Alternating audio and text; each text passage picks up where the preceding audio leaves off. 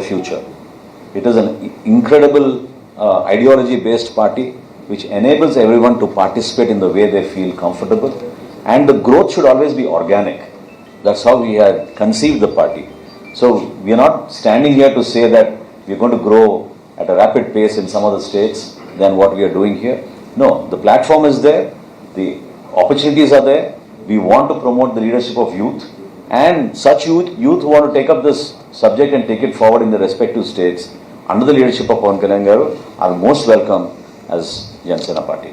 Sir, Telangana PCC అధ్యక్షుడు మహేష్ కుమార్ గౌడ్ గారు కొద్దిసేపు క్రితం మాట్లాడుతూ పవన్ కళ్యాణ్ గారి మీద జనసేన పార్టీ మీద వ్యక్తిగత వ్యాఖ్యలు చేస్తున్నారు. విద్వేషాలు రెచ్చగొడతామంటే ఊరుకోమో. అసలు పవన్ కళ్యాణ్ ఎవరు రాజకీయాలు చేస్తున్నారు, విద్వేషాలు రెచ్చగొట్టే విధంగా చేస్తున్నారు.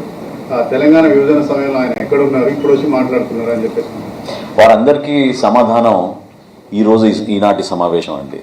అంటే ఏ విధంగా మా భావాలు, ఏ విధంగా మా ప్రస్థానం, ఏ విధంగా భవిష్యత్తు గురించి ఆలోచించి పవన్ కళ్యాణ్ గారు ఇటువంటి సమావేశం ఏర్పాటు చేసుకున్నారో దాన్ని ఒకసారి వాళ్ళు తెలుసుకుని నెమరు వేసుకోవాలి. మా ప్రస్థానం ఎప్పుడు కూడా విద్వేషాలు రెచ్చగొట్టడానికి కాదు. ప్రతి ప్రాంతంలో అభివృద్ధి జరగాలి, ప్రతి ఒక్కరికి సంక్షేమం అందాలి, ప్రతి ఒక్కరిని మనం కలుపుకుని ముందు తీసుకెళ్లాలనే తపనతో పనిచేసిన పార్టీ జనసేన పార్టీ పవన్ కళ్యాణ్ గారి నాయకత్వంలో.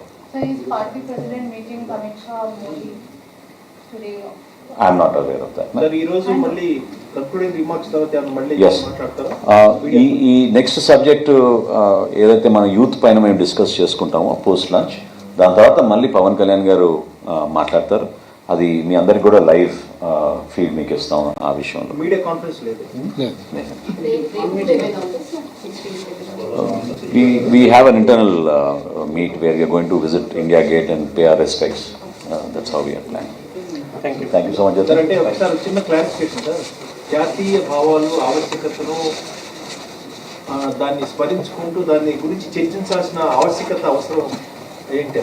ఖచ్చితంగా వర్తమాన రాజకీయాల్లో ఈ రోజున్న పరిస్థితుల్లో చాలామంది ప్రాంతీయతని పెంచుకుంటూ పోతున్నారు. వారి ఆలోచనలో ఒక మార్పు రావాలి. భవిష్యత్తులో యువత across all barriers they travel for employment, livelihood. They don't have such feelings. As political leaders, I don't think we should talk on those lines.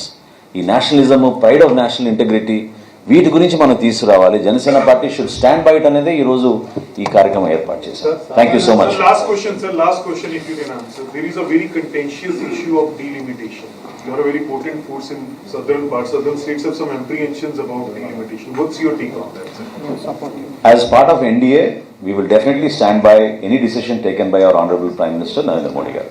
Thank you. Thank you. Thank you.